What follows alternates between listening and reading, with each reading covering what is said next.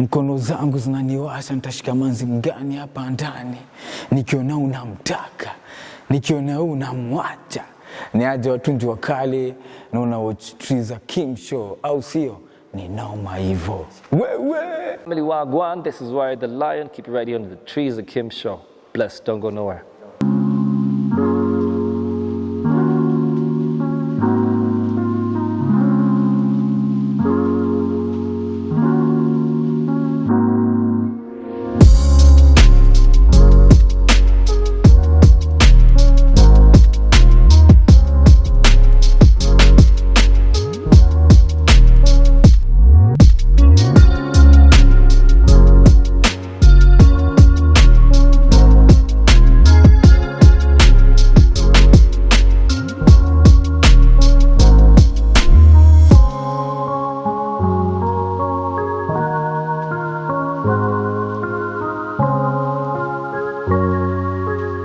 Hi guys, and welcome to One on One with Wyre.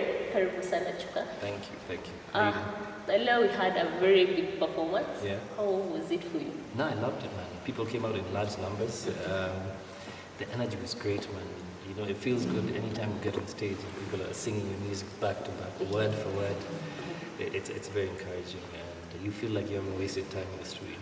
Yeah. You have been in the music industry for quite some time. Yeah. How have you managed to keep the vibe?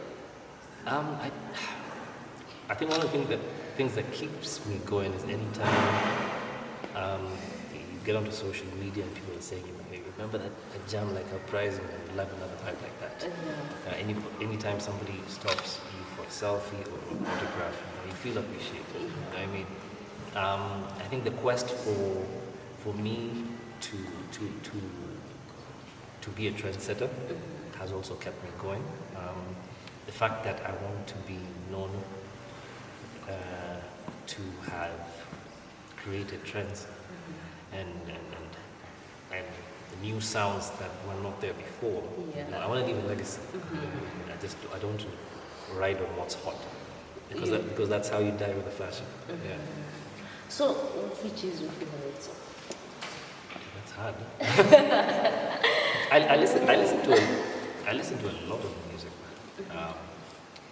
It depends on the vibe of the day. I have my days where I just love listening to hip hop. I have my reggae and dancehall days, my R&B days. I think being a music producer through the years, you tend not to limit to what you listen to. Because if I'm going to produce music for other artists, I'd rather have a wide scope of what I'm listening to. And once you have the insight of what's going on out there, then you'll be able to, put out much better productions for other artists. Yeah. You had a program where you used to help young talents develop and monetize their talents. Is the program still there?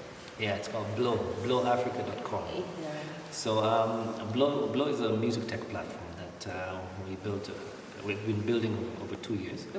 And the concept of Blow came about when I celebrated 26 years in the music industry. 26 years. 26. Oh, thanks.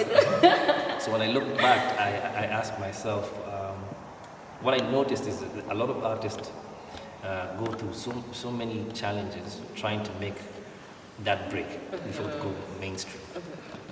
But unfortunately, it's not a level playing field. It takes an artist an average of maybe between 5 and 10 years before your name turns into a brand and your brand can start feeding. Yeah. So what happens is that we tend to lose a lot of artists in that period to the struggle. And it's not fair. There's so much potential music and art that can be put out and monetized, but that's going to waste, you know what I mean? So that really used to hurt me. My DMs are full of artists who really want a chance, who can't afford studio time. So how do we put money directly into their pockets for them to be able to afford their next studio session, afford the next music video without asking for handouts or loans, you know what I mean? Yeah.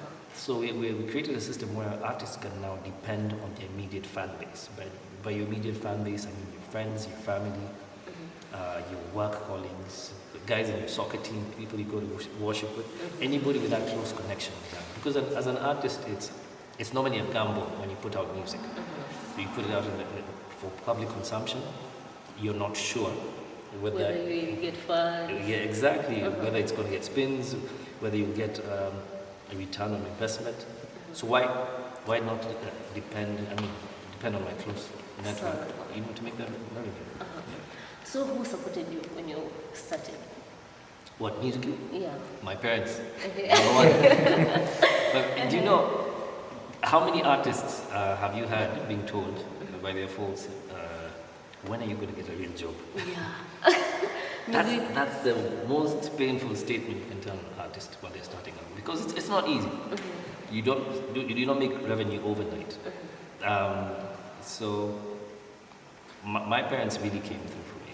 One, my dad had the largest collection of music, so that grew onto me. Oh, your dad was a musician? No, he wasn't, but his brother was. So when he saw those elements in me, he nurtured it. They supported me. I mean, they co-sponsored our first album for our group, Necessary Noise. So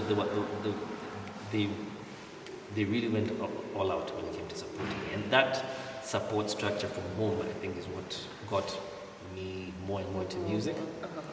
I think they were my biggest fan. My first album, I think my dad used to be around his friends going to sell my CD. This is my son's CD, man, get the album now. So that support system was very key to me. Okay, and who is your mentor? Let's say career-wise, when it comes to structure of the business side of music, Diddy. P. Diddy, I love what he's done with the business of music. I mean, artistically, Damian Marley. I love Damian Marley's sound. He's a great performer. I love how he writes. I like his flow when it comes to reggae and dancehall. He thinks out of the box, which is what I love to do with my music. Yeah, but your music is unique. Thank you. My last question is, WAYRE is a big name, but still you're humble. How do you do that? Is it a big name? Yeah. I don't know. The moment you let fame get to your head, I think it's the beginning of your downfall. Okay. The moment you forget where you came from, don't let the hype fool you. You know what I mean? The same people who are stopping you for you to sign your autographs are the same guys who stream your music. They pay to come to your shows.